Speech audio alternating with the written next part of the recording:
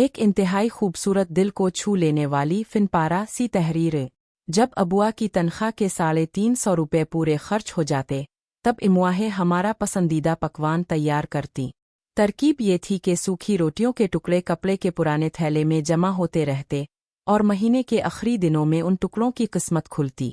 पानी में भिगोकर नरम करके उनके साथ 1-2 मुट्ठी बची हुई दालें सिलबट्टे पर पिसे मसाले के साथ देगची में डालकर पकने छोड़ दिया जाता।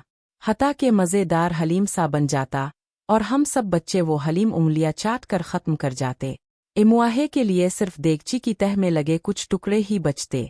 इमुआहे का कहना था कि खुरचन का मज़ा तुम लोग किया जानो।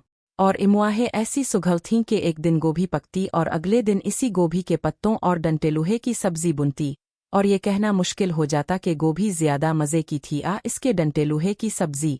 इमुआहे जब भी बाजार जाती तो गफूर दर्जी की दुकान के कोने में पड़ी कतरनों की पोटली बना के ले आती।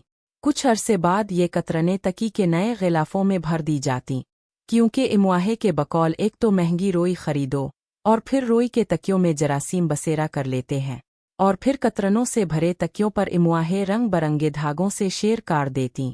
कभी लाड आ जाता तो हंसते हुए कहती, तुम शहजादे शहजादियों के तो नखरे ही नहीं समाते जी, सोते भी शायरी पर सर रख के हो। ईद के मौका पर महल्ले भर के बच्चे गफूर दर्जी से कपड़े सिलवाते। हम जिद करते तो इमुआहे कहती वो तो मजबूरी में सिलवाते हैं क्योंकि उनके घरों में किसी को सीना पिरोना नहीं आता। मैं तो अपने शहजादे शहजादियों के लिए हाथ से कपड़े सौहेगी।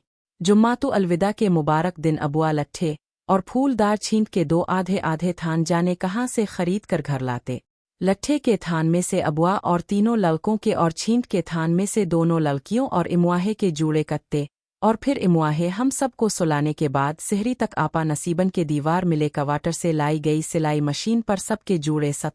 आपा नसीबन साल के साल इस शर्त पर मशीन देती कि उनका और उनके मियाँ का जोड़ा भी इमुआहे सी के देंगे।